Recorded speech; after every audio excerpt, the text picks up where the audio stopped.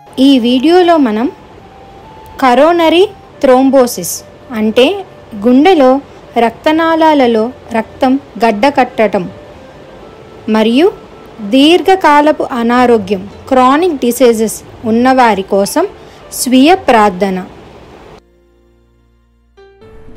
ఉన్నదంతా ఏకైక శక్తి, ఏకైక సజీవ సత్యం, సర్వశక్తి సంపన్నమైన జీవాత్మ, అన్నీ ఒక్కడే పరమాత్మ. నేను ఉన్న చోటనే ఆయన, ఆ శక్తి ఉన్నవి. దేవుడే నా ప్రాణం, ప్రస్తుతం ఆ ప్రాణమే నా ప్రాణం.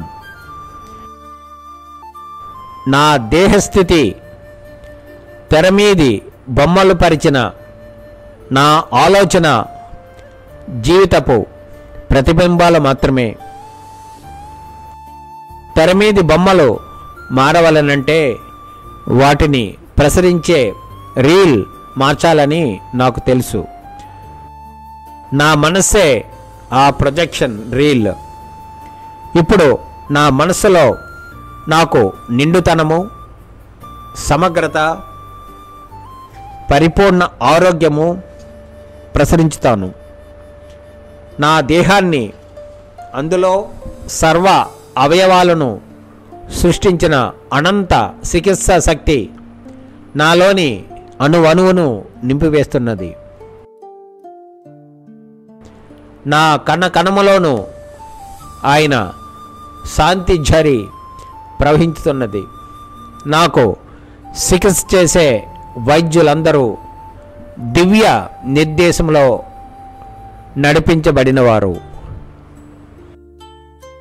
నన్ను స్పృశించే ప్రతివారు ఆ పరమాత్మ సర్వం సహా ఛత్రం నీడన నడిచేవారే. వ్యాధి అనేది చర్మసత్యం కానేరదు, అయితే ఎవరికి చికిత్స సాధ్యం కాదు. నేను ఇప్పుడు అనంత ప్రేమ జీవన సూత్రంతో ఏకమవుతున్నాను. ఇప్పుడు నా దేహంలో సామరస్యము, ఆరోగ్యము, శాంతి ప్రస్ఫుటమవ్వాలని శాసించుతున్నాను. అలా జరుగుతుందని నాకు తెలుసు.